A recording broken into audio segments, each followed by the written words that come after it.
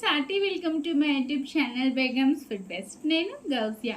ఇవాళ ఒక super tasty ice cream రెసిపీతో మీ ముందుకు వచ్చేసాను ఫ్రెండ్స్. ఇన్స్టెంట్ ఐస్ క్రీమ్ అండి. చాలా టేస్టీగా ఉంటుంది. ఇంట్లోనే సింపుల్గా 10th క్లాస్ చదివే పిల్లలైనా ఈజీగా చేసేస్తారు. అంత ఈజీ రెసిపీ, చాలా బాగుంటుంది. హోమ్ మేడ్ ఐస్ క్రీమ్ అనమాట. ఈ హాట్ సమ్మర్లో కూల్గా ఇంట్లోనే ఐస్ క్రీమ్ చేసుకొని తినేయండి. తక్కువ బడ్జెట్లో ఫ్యామిలీ మొత్తం టమ్మీ ఫుల్గా తినేయచ్చు. ఏమంటారు? మరి ఈ simple ice cream recipe process ఏంటో క్లిక్ అయితే వేయండి. చాలా సింపుల్ రెసిపీ అండి. ఫస్ట్ ఒక 1/2 litre full cream milk boil చేసుకోవాలి. ఈ బాయిల్ అయ్యేలోపు ఇది ఇన్స్టెంట్ ఐస్ క్రీమ్ పౌడర్ అనమాట, క్వాలిటీ వాళ్ళది. దీన్ని కట్ చేసుకొని ఒక ప్లేట్లో తీసుకున్నాను.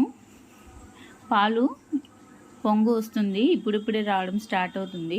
సో ఒక పొంగు వచ్చింది కదా, ఇప్పుడు దీన్ని ఫ్లేమ్ లో చేసి ఒకసారి బాగా మిక్స్ చేసుకొని మనం ప్లేట్లో తీసి ఉంచుకున్న ఐస్ క్రీమ్ పౌడర్ని వేసి స్టిర్ చేసుకోవాలి.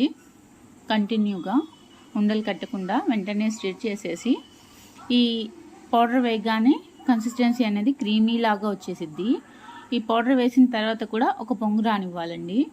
ఇలా ఒక పొంగు వచ్చింది కదా, ఇప్పుడు ఫ్లేమ్ ఆఫ్ చేసేసి ఒక 10 మినిట్స్ ఆగిన తర్వాత ఒక స్టీల్ బాక్స్లో కానీ ప్లాస్టిక్ బాక్స్లో కానీ వేసుకొని లిడ్ పెట్టి రిఫ్రిజిరేటర్లో గడ్డకట్టనివ్వాలి.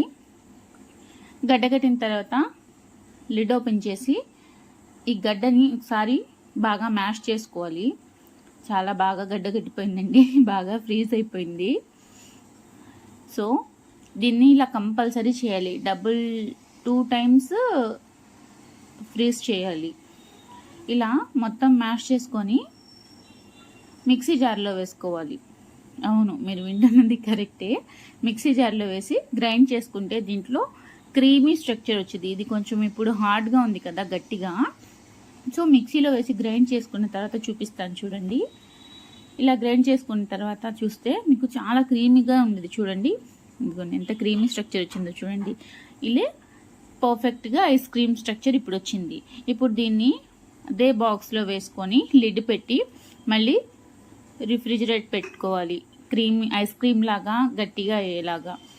ఒక 4 అవర్స్ పట్టిద్దండి డీప్ ఫ్రిడ్జ్లో పెడితే. 4 అవర్స్ తర్వాత లిడ్ ఓపెన్ చేసి మళ్ళీ చూపిస్తున్నాను చూడండి. ఇప్పుడు ఐస్ క్రీమ్ అయితే పర్ఫెక్ట్గా రెడీ అయిపోయింది. సర్వింగ్ బౌల్లో తీసుకొని చూపిస్తున్నాను చూడండి ఫ్రెండ్స్. చాలా బాగా వచ్చిందండి ఐస్ క్రీమ్ అయితే.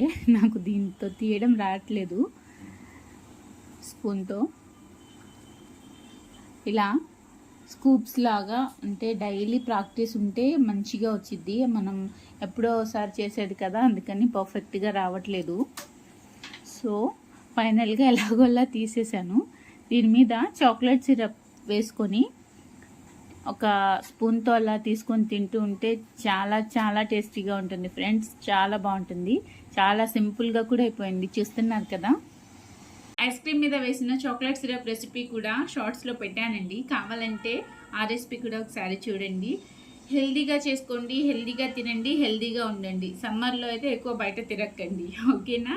మరి నేను చూపించిన ఈ ఐస్ క్రీమ్ రెసిపీ నచ్చితే ఒక లైక్ అండ్ షేర్ చేసి నా ఛానల్ని సబ్స్క్రైబ్ చేసుకోండి. Thank you. Bye bye.